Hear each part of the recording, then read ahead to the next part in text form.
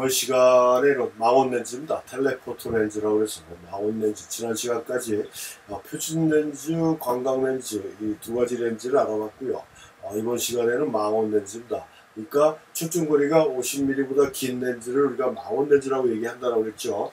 35mm 카메라에서 표준 렌즈는 50mm 렌즈라고 얘기를 했습니다. 그래서 50mm보다 숫자가 큰 70mm, 80mm, 105mm, 그 다음에 뭐 200mm, 뭐 중간에 135mm도 있습니다. 135mm도 있고 200mm, 뭐 300mm, 400mm 뭐 이렇게 가는 이런 렌즈들을 우리가 망원 렌즈라고 얘기했고, 100mm까지, 그러니까 200mm 이하 렌즈를 우리가 이제 준망원이라고 얘기했고요.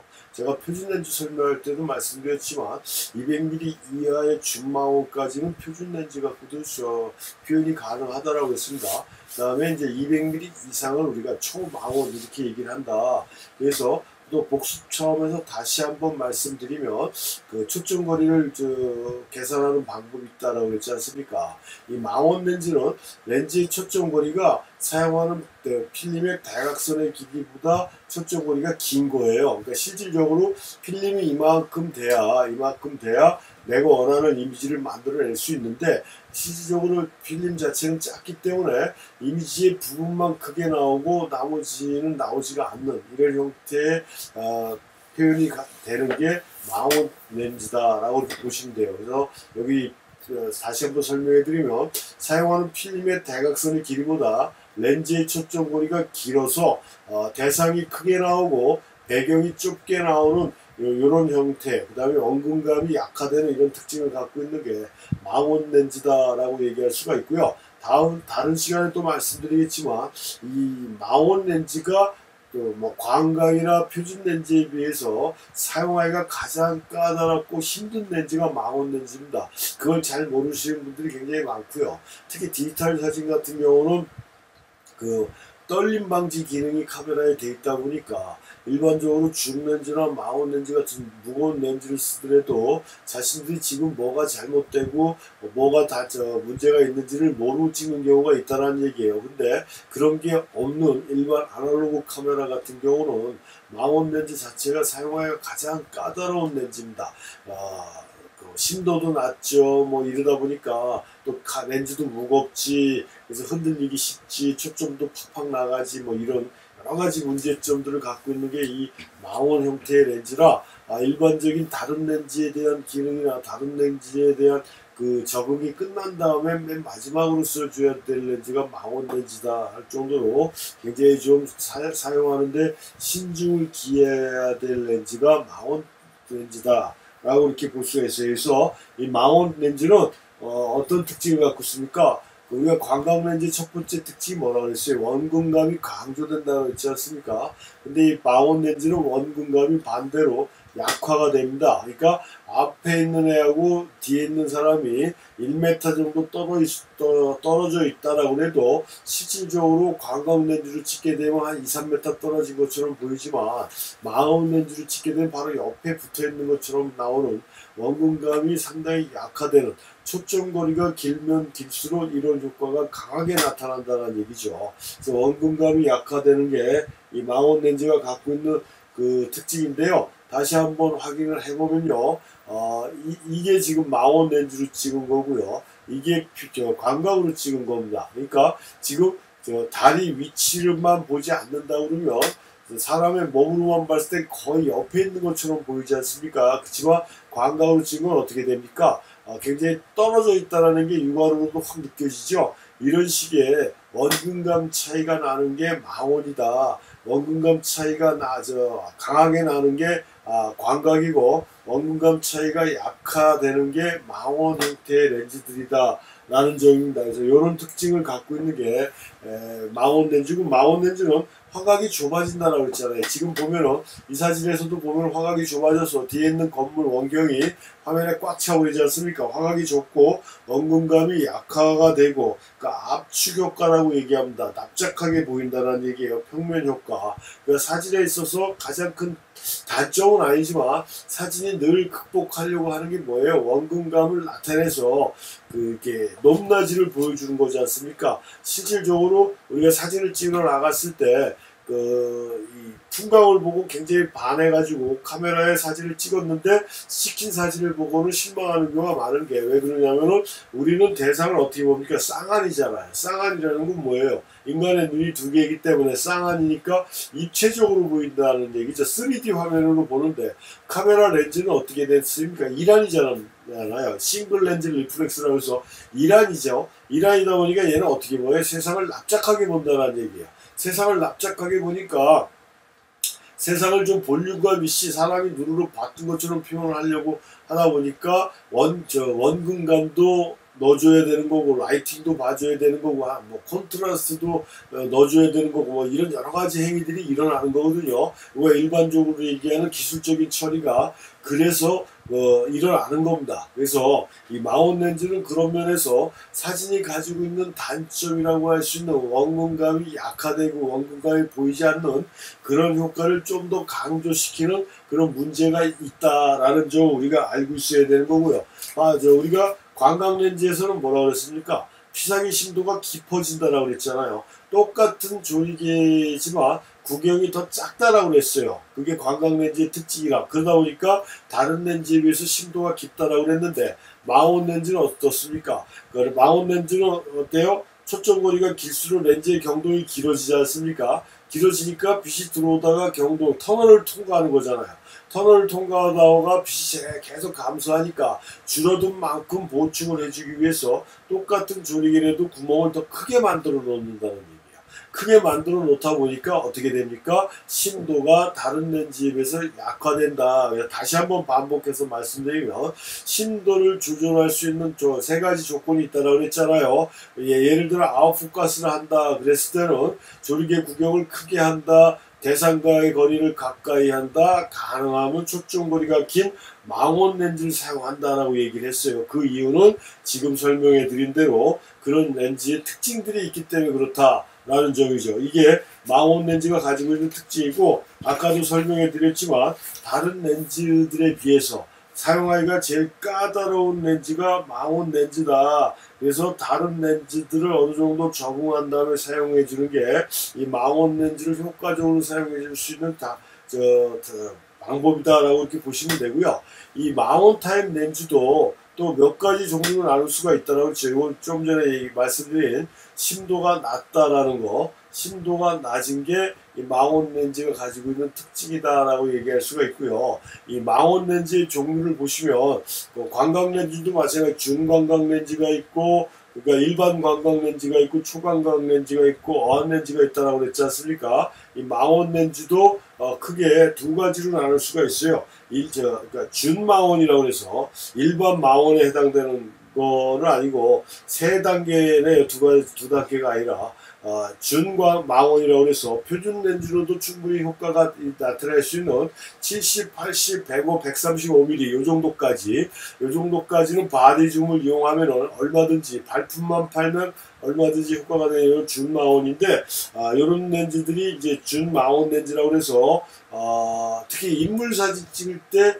자연스러운 원근감을 묘사해주는 그런 특징을 갖고 있어서 이 인상사진이나 그러니까 인물사진 찍을 때 가장 많이 선호하는 렌즈 중에 하나가 그러니까 스탠다드한 입장에서 말씀드리면 그렇다는 얘기입니다. 꼭 인물사진 찍을 때 준망원 렌즈가 아주 절대적으로 필요하다는 거 아니고 일반적으로 그렇다는 얘기예요. 그런 특징을 갖고 있는 게 이 준망원 렌즈고 화각은 30도 전후다. 그러니까 표준보다는 조금 좁지만 이렇게 확 좁아지지 않는 이런 형태의 렌즈가 준망원 렌즈다라고 보시면 되는 거고요. 일반적인 망원 렌즈는 135mm 이상 200mm입니다. 그래서 시중에 나와 있는 거는 135mm, 180mm, 200mm 이렇게 정도로 나와 있어요.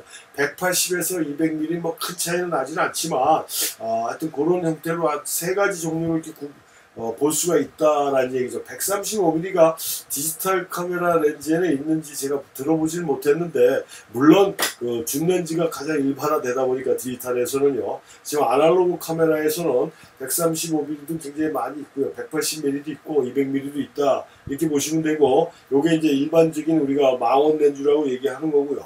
200mm 이상 되는 게 우리가 초망원 렌즈다라고 이렇게 볼 수가 있습니다. 초망원 렌즈. 200mm 이상 그 300mm, 400mm, 500mm 이런 것들이니까 그 가까이 가서 찍을 수 없는 야생 동물들이나 뭐 조류 사진이라든가 스포츠 경기라든가 이런 촬영할 때 주로 사용하는 게 이 초마온 계열의 렌즈들이죠. 뭐 이렇게 우리가 월드컵이나 축구 같은 거 할 때 보면 골포스트 뒤에 막 하얀 렌즈들이나 뭐 이런 걸 놓고서 그 기다리고 있는 사람들이 다 초마온 렌즈들이고 하여튼 렌즈 자체가 겉으로 봐도 굉장히 지금 약간 검게 처리가 돼서 이거 자료 화면에도 자료 화면에 잘 보이지 않지만 이런 것들이 다 초마온 계열의 렌즈들이다라고 이렇게 보시면 됩니다. 이런 형태들. 그래서 이런 렌즈들은 더더욱이 쓰기가 굉장히 힘들고 어렵다. 300mm 이상 되는 렌즈들.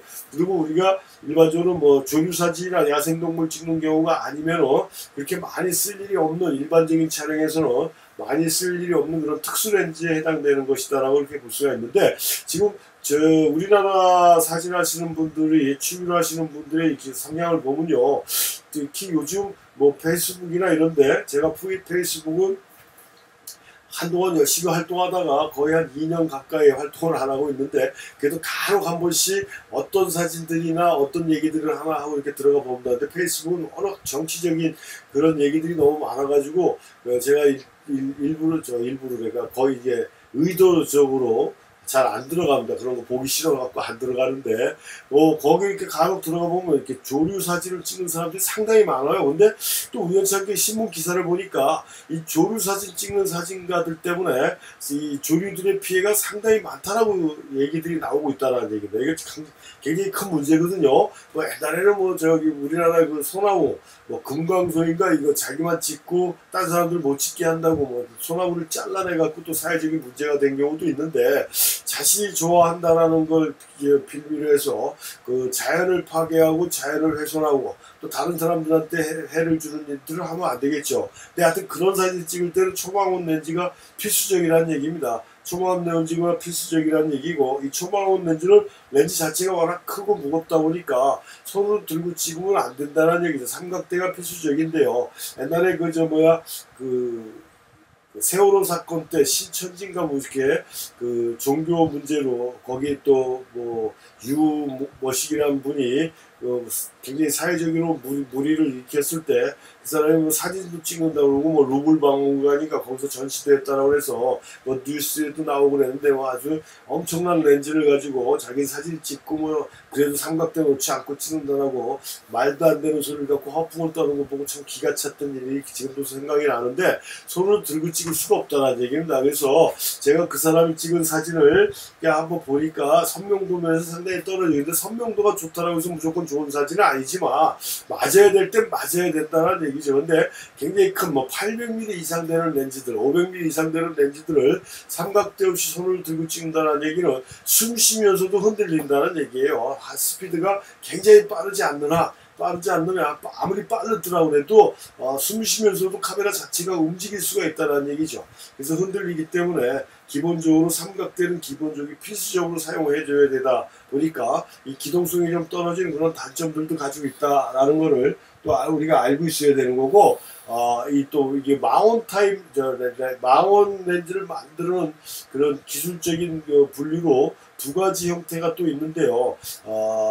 이거는 이제 구형 렌즈를 쓰시는 분들이 알아두면 또 좋을 수가 있는 건데, 이 망원 렌즈는 두 가지 타입이 있어요. 장초점 타입이 있고 망원 타입이 있습니다. 그래서 이 장초점 타입이라는 건 뭐냐? 그러니까 우리가 초점거리 계산하는 거 말씀드렸잖아요. 렌즈의 중심에서 필름 면까지의 거리를 우리가 초점거리라고 얘기를 한다라고 그랬어요. 그래서 렌즈의 중심은 광학적인 중심, 일반적으로 알기 쉽게 그냥 렌즈의 정중앙이다라고 보면 된다라고 얘기했지 않습니까? 이런 식으로 계산하는 게 장초점 타입이에요. 그러니까 초점거리가 길어지면 길어질수록 렌즈가 굉장히 커지는 거죠. 그래서 제가 학교 다닐 때 어떻게 우연찮게 200mm 렌즈를 어디서 구해가지고 누가 줬는 것 같은데 아무튼 잘 기억은 안 나는데 또 잊어버려서 누가 훔쳐가갖고 잊어버려갖고 제가 지금 갖고 있지는 않은데 200mm 렌즈가 있었어요. 근데 지금 생각해보니까 200mm 렌즈가 지금 200mm 렌즈보다 한 배는 됐던 것 같아요. 그래서 제가 제주도 갔을 때 그 렌즈를 끼고서 손으로 들고 사진 찍으려고 그러는데 바람이 좀 세니까 렌즈 자체가 이렇게 돌아가는 걸 느낄 정도로 이 렌즈 자체가 자체가 굉장히 길었다는 얘기입니다. 그거는 진짜 고지고대로 장초점 타입으로 하다 보니까 렌즈의 중앙에서 필름면까지 하다 보니까 렌즈 자체가 옛날 구형 렌즈들은 굉장히 컸다라는 얘기입니다. 100mm 렌즈도 굉장히 컸고 200mm 렌즈도 상당히 컸고, 근데 지금 만드는 방법은 마운 타입이라고 해서 렌즈의 제2주점을 앞으로 당겨버린 거예요. 렌즈 앞쪽으로 당겨버리다 보니까 초점거리는 길어졌지만 실질적으로 렌즈의 길이는 길어지지가 않았다. 특히 요즘 나오는 미러리스 전용으로 나오는 디지털 카메라 렌즈는요, 우리가 사용하는 SLR 카메라의 방원 렌즈보다도 훨씬 더 렌즈 자체가 짧아졌어요. 그 정도로 기술적으로 굉장히 발전이 됐다는 얘기죠. 그런 걸 우리가 마운 타입 렌즈라고 해서 쉽게 얘기하면 구형 렌즈, 신형 렌즈를 구분할 수가 있다는 얘기입니다. 그래서 가능하면 마운 타입 렌즈가 요즘에 뭐 일반화 됐기 때문에 마운 타입을 쓰지만, 특히 여기서 우리가 또 하나 짚고 넘어야 될 게 캐논 카메라 같은 경우는요, 다른 시간에 설명할 때 제가 FD 렌즈라고 얘기를 했지 않습니까? 이 마운트 타입이 틀려요. 아날로그 카메라 렌즈 마운트 하고요, 디지털이나 전자식 카메라 렌즈 마운트가 틀립니다. 그러니까 아날로그 카메라에 썼던 렌즈를 같은 필름 카메라라고 해서 전자식 바디에 끼면 안 맞는다는 얘기입니다. 아주 제가 이 순간에 항상 캐논을 욕을 하는데 아주 나쁜 놈들이에요. 그러니까 이 바디 자체를 바꾸면서 렌즈 자체도 안 맞게 만들어 놔버렸어요. 다른 브랜드는 전혀 그렇지 않습니다. 필름 아날로그 렌즈를 지금 디지털 카메라 바디에도 다 맞습니다. 니콘 같은 경우도 그렇고요. 제가 다른 카메라들은 사용을 안 해봤기 때문에 모르겠는데, 또 필름 카메라에서 니콘만큼 좋은 렌즈 카메라가 없었거든요. 니콘 카메라는 그때 쓰던 필름 카메라 렌즈, 아날로그 수동 렌즈를 지금 디지털 카메라 바디에 맞춰서도 쓸 수가 있다는 얘기입니다. 당연히 뭐 노출이나 이런 기능을 수동으로 해줘야 된다는 거 말고는 쓸 수는 있어요. 근데 캐논 자체는 그걸 원천적으로 막아버렸다는 얘기죠. 그래서 전자식 바디로 갈아탄 사람들은 렌즈를 처음부터 다시 구입을 해야 되는 이런 문제를 만들어 놓은 놈들이 캐논인데, 그런 거를 감안을 해서 사용을 해줘야 되기 때문에 기계식 바디를 쓴다라고 그러면 어쩔 수 없이 장초점 타입 렌즈를 쓸 수뿐이 없다. 그래서 장초점 타입의 마운 렌즈는 어떤 특징이 있다는 걸 알고 쓰셔야 된다는 얘기고, 그래서 일반적으로 마운 타입 렌즈보다 렌즈가 크고 길기 때문에 좀 더 쓰는데 좀 더 신중을 기해줘야 된다라는 점을 우리가 꼭 알고 있어야 된다는 얘기죠. 그 점을 꼭 이해를 하셔야 된다는 얘기고, 다시 한번 설명해 드리지만 렌즈의 초점 거리는 어떻게 한다고 그랬어요? 렌즈의 중심에서 필름 면까지의 이 거리를 렌즈의 초점 거리다라고 이해를 하시면 되는데, 아까 설명해 드린 대로 장초점 타입 이것처럼 렌즈의 중앙에서 필름 면까지 이렇게 일반적으로 계산해서 초점 거리가 길어질수록 렌즈는 점점 길어지지만, 마운 타입 렌즈는 렌즈의 제2주점 중심을 렌즈 앞쪽으로 당겨버렸기 때문에 실질적으로 초점 거리는 길어졌지만 렌즈 자체는 그대로 커지지 않는 이런 특징을 갖고 있는 게 마운 타입 렌즈고 신형 렌즈들이다. 하지만 내가 사용하는 그 카메라 바디가, 필름 사진을 하면서 사용하는 바디가 아날로그 기계식 바디다 했을 때, 특히 캐논이다 했을 때는 어쩔 수 없이 마운 타입이 아닌 장초점 타입의 마운 렌즈를 쓸 수뿐이 없기 때문에, 만약에 마운 렌즈를 쓰게 된다면 말입니다, 그 점을 이해하시고 좀 더 신중하게 사용을 해주셔야 된다는 점을 말씀드리면서 이번 수업도 마치겠습니다.